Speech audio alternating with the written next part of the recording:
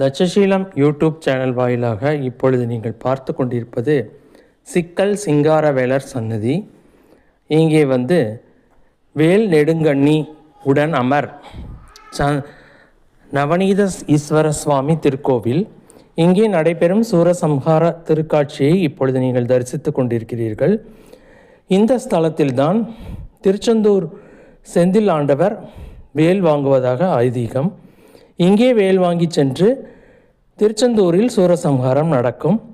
அதே போல இங்கும் இருக்கக்கூடிய சிக்கல் சிங்காரவேலர் சிக்கலில் சூரசம்ஹார நிகழ்ச்சி நடைபெற்று கொண்டிருக்கிறது.